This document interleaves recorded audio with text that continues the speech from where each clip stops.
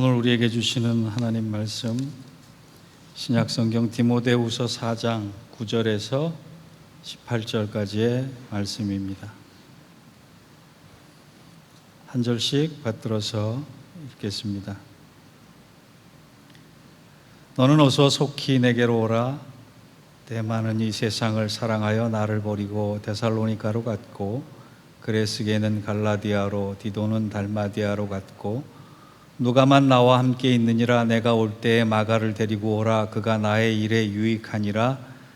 두기고는 에베소로 보내었노라. 내가 올 때에 내가 들어와 가보의 집에 둔 겉옷을 가지고 오고, 또 책은 특별히 가죽 종이에 쓴 것을 가져오라. 구리세공업자 알렉산더가 내게 해를 많이 입혔으며 주께서 그 행한 대로 그에게 갚으시리니 너도 그를 주의하라. 그가 우리 말을 심히 대적하였느니라. 내가 처음 변명할 때 나와 함께 한 자가 하나도 없고 다 나를 버렸으나 그들에게 허물을 돌리지 않기를 원하노라. 주께서 내 곁에 서서 나에게 힘을 주심은 나로 말미암아 선포된 말씀이 온전히 전파되어 모든 이방인이 듣게 하려 하심이니 내가 사자의 입에서 건짐을 받았느니라. 주께서 나를 악한 것 건져내사 또 그의 천국에 들어가도록 구원하시리니 그에게 영광이 세세 무궁토록 있을지어다. 아멘. 한국에서 초등학교 70명, 중학교 30명 이렇게 대상을 선정해서 너희들이 가장 듣고 싶은 말이 뭐냐라고 설문조사를 했는데 1등이 1위가 널 사랑해, 이런 말을 듣고 싶다, 그렇게 결과가 나왔습니다. 그 뒤를 이어서 잘했어, 내가 최고야, 고마워, 이런 말을 아이들이 듣고 싶어 했습니다. 반면 어른들은 힘들 때 가장 듣고 싶은 말이 무엇인가를 조사했더니 5위는 열심히 살았으니 괜찮아, 실패해도 괜찮고 낙심해도 괜찮고 주저앉아 있어도 괜찮으니 괜찮다, 이런 얘기를 듣고 싶어 했고, 4위는 지금까지 잘 버텨줘서 고마워, 이런 얘기를 듣고 싶다는 것이었습니다. 3위는 내가 너를 몰라줘서 미안해 라고 하는 이야기였고, 2위는 힘들면 언제든지 찾아와, 내가 너와 함께 할게. 그리고 1위는 힘내자, 잘 될 거야, 이런 말을 힘들 때 가장 듣고 싶어 했다는 것입니다. 무슨 얘기입니까? 사람들은요, 위로와 공감의 말을 갈망한다는 거예요. 따스한 사랑의 말을 통해서 내가 힘을 얻기를 원하는 거예요. 근데 요즘 우리는 비대면 시대를 살아갑니다. 학교 수업도, 직장의 일도, 교회의 예배도 영상으로 해서 관계의 방식이 많이 바뀌었습니다. 물론 코로나 때문인데 이렇게 얼굴을 보지 않고 위로와 소통의 방법을 찾는 것, 그 쉬운 일은 아닙니다. 교회사를 보면 비대면 시대가 지금만 있었던 것은 아닙니다. 16세기에 잘 아시다시피 흑사병이 유행을 했어요. 흑사병과 종교개혁은 굉장히 많은 연관성을 가지고 있는데, 그때 당시 종교개혁 시대에도 감염병 때문에 사람들이 많이 죽어갔습니다. 사람들은 격리됐고 서로 얼굴을 보지 않았습니다. 흑사병이 창궐하던 때에 종교개혁자인 마틴 루터는 이런 말을 기록한 것이 있습니다. 나는 나의 참석이 불필요한 장소와 시간에 나가지 않도록 삼가 조심해서 병균에 접촉되지 않도록 하고 감염이 되어서 다른 사람을 오염시키지 않도록 노력할 것이다. 그들의 죽음이 나의 부주의함으로 인해서 일어나지 않도록 할 것이다. 여러분, 종교개혁 시대에 얼마나 할 일이 많아요. 얼마나 만나야 될 사람들이 많아요. 그런데 이 흑사병 때문에 종교개혁자의 마음도 내가 조심해야겠구나, 내가 병균을 옮기는 사람이 돼서는 안 되겠구나, 이렇게 스스로를 격리시켰다는 거예요. 제가 왜 이 말씀을 드리느냐? 오늘 본문에서도 비대면 상황 속에서 펼쳐지는 이야기입니다. 사도 바울은 지금 로마의 감옥에 갇혀 있어요. 격리됐고 사람들을 보고 싶어도 볼 수 없고 누구를 만나고 싶어도 만날 수 없는 비대면의 상황 속에 처해 있었다는 것입니다. 그런데 똑같은 비대면인데, 똑같은 격리의 상황인데 사도 바울은 뭔가 좀 달랐다라고 하는 게 오늘 본문의 이야기예요. 오늘 본문을 통해서 우리도 주님께서 사도 바울에게 하셨던 말씀, 주님께 들었고 보았고 느꼈던 사도 바울의 고백을 우리의 것으로 삼기를 원합니다.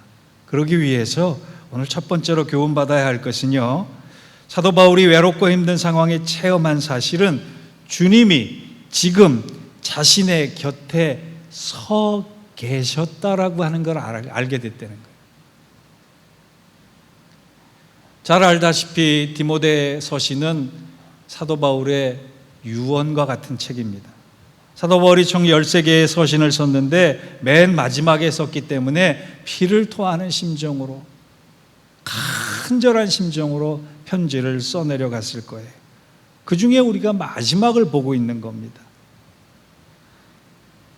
내가 이제 살 날이 얼마 안 남았고 순교할 날이 얼마 안 남았다라고 하는 것을 안 사도 바울은 오늘 우리가 읽은 본문의 전에 나오는 6절의 말씀처럼 관제와 같이 내가 부음이 되고 나의 떠날 기약이 가까워왔다, 이렇게 고백을 합니다. 내가 이제 죽을 날이 되었는데 돌아보니까, 살아온 것을 살펴보니까 내가 주님의 일을 감당하기 위해서, 선교적 사명을 감당하기 위해서, 교회를 세우기 위해서, 복음을 전하기 위해서 관제와 같이, 관제라고 하는 것은 제사를 드린 다음에 제물 위에 포도주를 마지막 한 방울까지 다 쏟아붓는 마지막 순서예요. 자신의 생을, 자신의 사명을, 자신의 힘을, 자신의 의지를, 자신의 믿음을 한 방울도 남기지 않고 다 쏟아붓고 이제는 떠날 때가 되었다, 이것을 느끼는 거예요. 말씀을 준비하면서 제 자신을 말씀에 적용시켜 보니까 참 참담하다는 생각을 했습니다. 이런 상황 때문에, 저런 이유 때문에 주저하고 계산하고 주님께 쏟아붓기보다는 주님께 달라고만 했던 내 모습은 아닌가. 내가 만약 내일 죽는다면 오늘 내가 사도 바울처럼 주님, 내가 당신을 위해, 당신이 맡기신 사명을 위해, 복음을 위해, 교회를 위해 한 방울의 진액도 남기지 않고 다 쏟아부었습니다, 이렇게 말할 자신이 있는가 생각해 보니까 부끄러울 뿐이에요.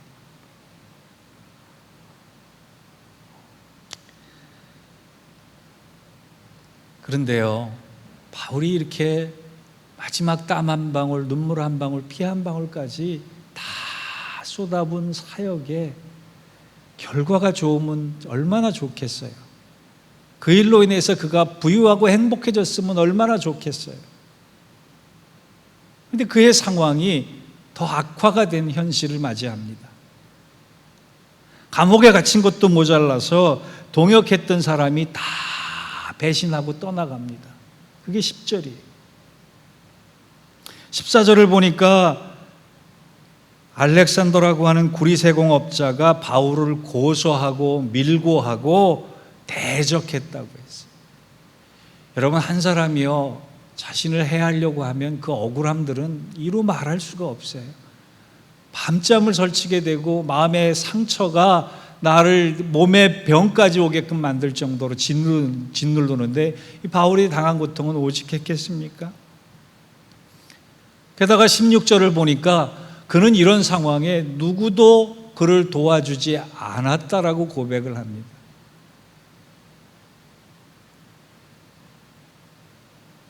세상에 다른 사람도 아닌 사도 바울이 이런 말년을 맞이한다는 게 말이나 됩니까? 그의 노년은 너무나 쓸쓸하고 외로운 상황이 된 거예요. 내가 힘들 때, 내가 아플 때, 내가 곤고할 때, 내가 외로울 때 누군가 다가와서 나에게 손을 내밀어주고 격려하고 위로와 공감의 말을 해주면 참 좋겠지만 아무도 도와주는 사람이 없고 배신해서 떠나고 고소하고 밀고 하고 대적하니까 그의 외로움은 얼마나 컸겠어요. 어떤 가장이요, 사업을 잘 할 때는 주위에 사람들이 너무나 많았는데 사업에 실패하니까 사람들이 눈빛부터 달라지더래요. 그러면서 좀 다가가려고 하면 그렇게 자기를 짐처럼 여기더라는 거예요. 여러분, 인간관계가 참 무서운 겁니다. 성경에 보면 욥도 마찬가지 상황을 겪어요. 욥이 얼마나 억울한 상황 속에 처해 있습니까? 재산을 다 잊어버리고 자식들도 잊어버리고 본인은 병까지 들었어요.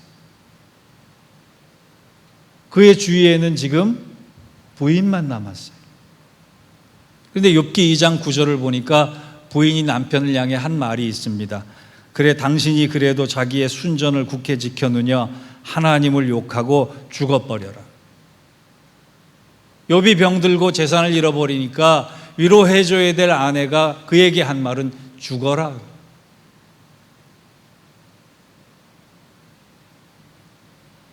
욥도 잠시는요 그럴 것 같아요. 아, 내가 왜 이렇게 살았을까? 세상은 진짜 혼자구나, 이런 생각했을지도 모르겠어요. 바울이 겪고 있는 외로움 속의 비참함이라고 하는 건 우리도 겪고 있을 수 있어요. 외로움도 고통스러운데 그 속에 비참함까지 들어가 있으니 얼마나 고통스러웠겠어요. 그런데 여기서 중요한 한 가지 반전의 사건이 일어납니다. 그게 17절이에요. 17절을 같이 읽어볼까요? 시작. 주께서 내 곁에 서서 나에게 힘을 주심은 나로 말미암아 선포된 말씀이 온전히 전파되어 모든 이방인이 듣게 하려 하심이니 내가 사자의 입에서 건짐을 받았느니라. 저는 이 구절을 읽을 때마다 울컥울컥합니다. 주께서 내 곁에 서서. 젊었을 때는 외로움을 감당할 수 있는데, 그나마 좀 견딜 수 있는데, 그나마 좀 이길 수 있는데, 지금 죽을 해가 그 다음에 죽게 생겼는데 육신도 병들고 기운도 없고 아무것도 없는 상황에 그가 가장 아끼던 사람들마저 배반하고 또 도망갔던 그 처절함 속에 그가 발견한 것은 주님이 자신에게서 멀리 계시지 않고 바로 곁에 계셨다. 그것을 깨달은 거예요. 그것을 체험한 거예요. 아무도 없을 때 주님은 바울의 곁에 서 계셨다. 이런 체험은요, 이 디모데후서 4장에만 고백된 게 아니에요. 사도행전을 보면 곳곳에 증거가 됩니다. 사도행전 18장 9절에서 10절을 보면 밤에 주께서 환상 가운데 바울에게 말씀하시되 두려워하지 말며 잠잠하지 말고 말하라. 내가 너와 함께 있음에 아무 사람도 너를 대적하여 해롭게 할 자가 없을 것이니 이는 성중에 내 백성이 많음이라 하시더라. 지금 고린도에서 전도할 때 유대인의 핍박이 얼마나 극심하든지 목숨의 위험을 받을 정도로 죽을 것 같은 그런 힘든 상황 속에 놓여있는 바울의 곁에 누가 계세요? 주님이 계셔서 나를 강하게 만드셨다. 또 있습니다. 사도행전 23장 11절에 보면 그날 밤에 주께서 바울 곁에 서서 이르되 담대하라. 내가 예루살렘에서 나의 일을 증거한 것 같이 로마에서도 증거하여야 하리라 하시니라. 지금 사내들린 공회 앞에서 재판을 받으면서 바울이 언제 죽을 줄 모르는 그날 밤에 주님께서 나타나셔서 어떻게 해요? 바울 곁에 서서 뭐라고 말씀하세요? 담대하라.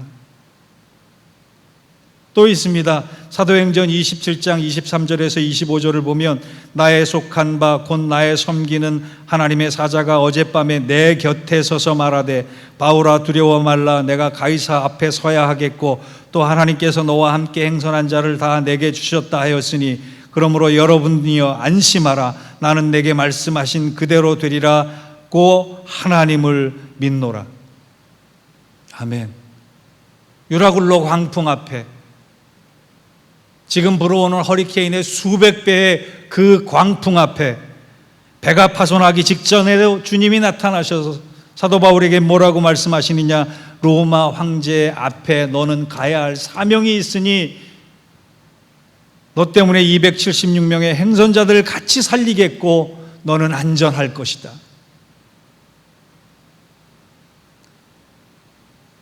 죽을 것 같은 상황에 사도 바울이 그때마다 경험한 거는요, 뭐예요? 주님께서 곁에 서 계신다라고요. 앉아 계시는 게 아닙니다. 사도 바울이 부르면 언제든지 달려오셔서 손잡아 주시고 함께 걸어가실 주님의 모습이 보인다는 거예요. 또 뭐라고 공통적으로 말씀하세요? 그때마다 나타나셔서 두려워 말라. 세 번째, 너의 사명이 끝나기 전까지 너는 안전할 것이다. 왜? 내가 너를 지킬 것이기 때문에. 여러분, 사도 바울과 우리의 신앙이 뭐 대단한 격차가 났다고 생각하지 마세요.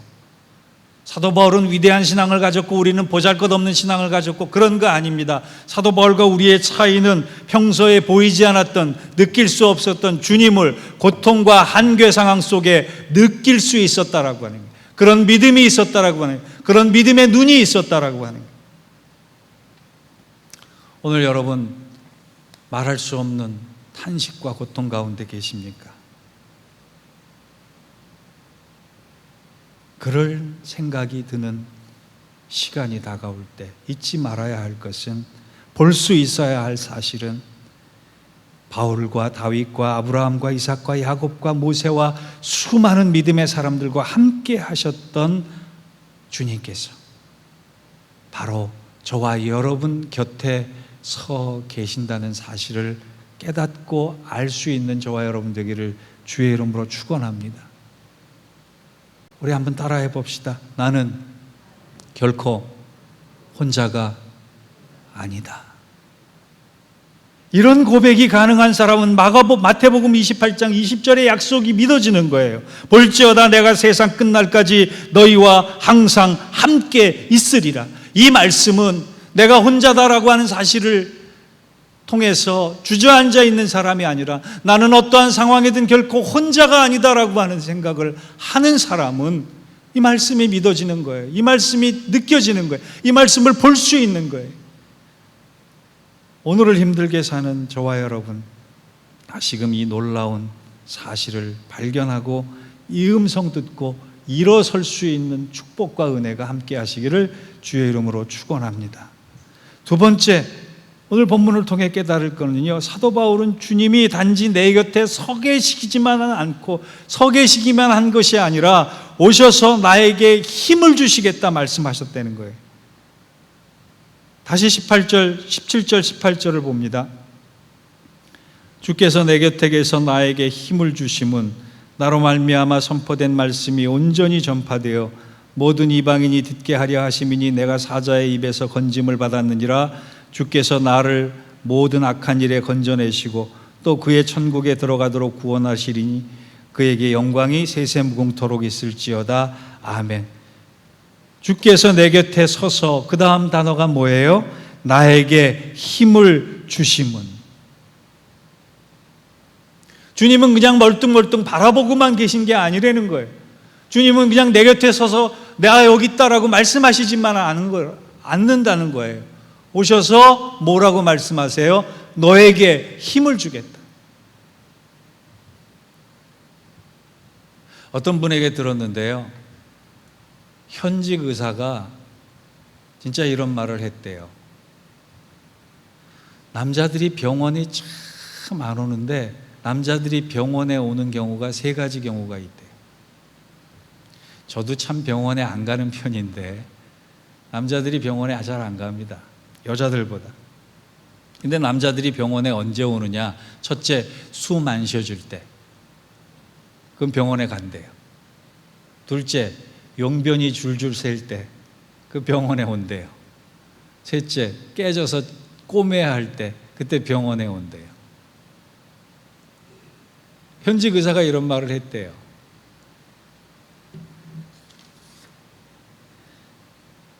왜 남자들이 병원에 안 갈까요? 잘? 그런 경향이 있는 것 같습니다. 내 힘, 내 건강은 내가 지킬 수 있어. 이런 과신의 영향이 아닐까 그런 생각이 들어요. 여러분, 우리가 잘 아는 이사야 40장 31절 말씀을 제가 읽어드리겠습니다. 오직 여호와를 앙망하는 자는 새 힘을 얻으리니 독수리가 날개치며 올라감 같을 것이요 다른 박질하여도 곤비하지 않겠고 걸어가도 피곤하지 아니하리로다. 여러분, 이 말씀 잘 아시죠? 여기서 새 힘을 얻으리니라고 하는 단어를 잘 주목해 보면 조금 용어가 달라요. 오직 여호와를 앙망하는 자는 새 힘으로 바꿀 경우 독수리가 날개치며 올라감 같을 것이요. 이렇게 번역하는 게 맞아요. 힘을 얻는다라고 하는 것이 아니라 내 안에 있는 힘의 주체를 바꾼다라고 하는, 내 힘으로 살아가려고 하고 내 능력으로 살아가려고 하고 내 의지로 살아가려고 했던 그 힘의 주체가 나에게서 여호와 하나님께로 옮겨갈 경우 독수리가 날개친 같이 올라갈 것이며 다른 박질하여도 곤비치 아니하며 걸어가도 피곤하지 아니하는 능력을 맛본다는 거예요. 힘을 바꾸면, 힘의 주체를 바꾸면, 여러분, 신앙생활이라고 하는 것은 힘의 근원을 바꾸는 것이에요.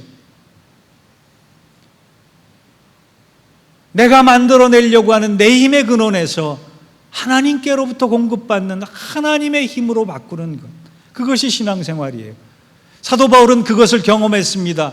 다메섹 도상을 통해서 예수 그리스도를 통해 힘을 얻는 방법을 배웠어요. 그래서 빌립보서 4장 11절에서 13절에 이렇게 간증합니다.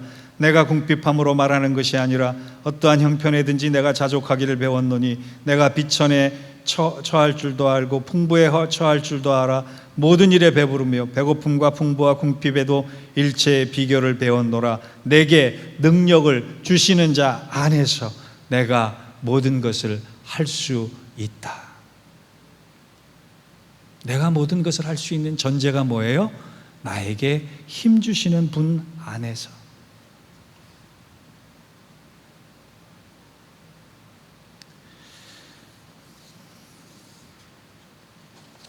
여러분, 주님 나라에 들어가려면 우리 인생에 건너야 할 강이 세 가지가 있다, 그렇게 얘기합니다. 첫째는 도저히 건널 엄두조차 낼 수 없는 홍해입니다. 믿음 생활 시작하고 출애굽하고 난 다음에 홍해를 한 번은 건너야 된다는 거예요. 두 번째는 홀로 고독하게 남겨져서 하나님을 만나야 하는 야곱이 건넜던 약복강가를 건너야 합니다. 하나님 만나야 해요. 그 시간이 있다는 거예요. 그리고 그 시간을 잘 살아오다 보면 마지막 세 번째로 이 땅의 사명을 다하고 마지막으로 건너게 될 강, 요단강이에요. 이스라엘 백성은요, 성경을 보면 물과 강에 대한 해석과 비유가 참 많아요.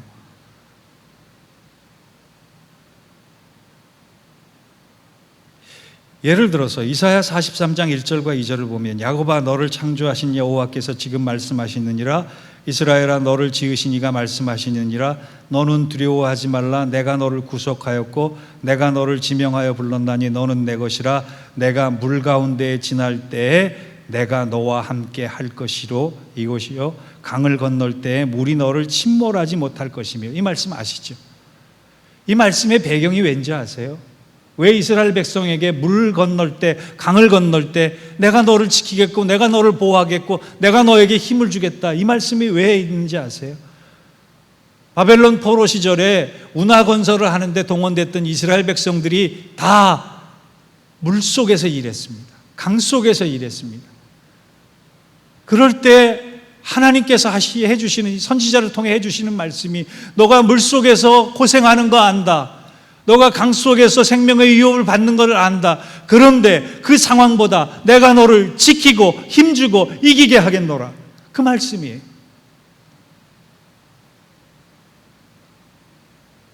제가 어저께 여러분 카톡방에 설교의 마지막 부분을 인용해서 제가 편지를 썼습니다. 레리 크랩의 하나님의 러브레터 중에 이런 말이 나와요. 내 삶이 궤도를 떠나도 내 계획은 그렇지 않단다. 내 인생이 이리저리하게 펼쳐지리라 기대했던 모든 기대가 산산이 부서지고 내게 전혀 무관심한 냉정의 신이며 약속을 깨는 자여 무용지물인 하나님이요 자식을 버린 아비로 느껴질 때 그때 기뻐하라. 너는 참된 하나님을, 스스로 존재하는 나 하나님을 만날 준비가 된 거란다. 사도 바울이 혼자 있을 때, 아프고 힘들고 외롭고 비참할 때 발견했던 사실은 주님을 만난 것이고 주님이 내 곁에 서 계신 것이고 주님이 힘주시겠다는 말씀이었어요.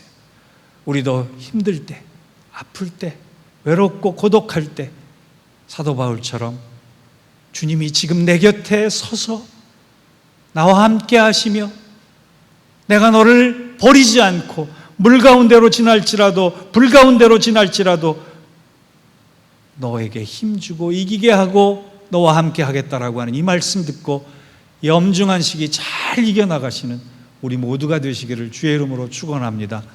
기도하겠습니다.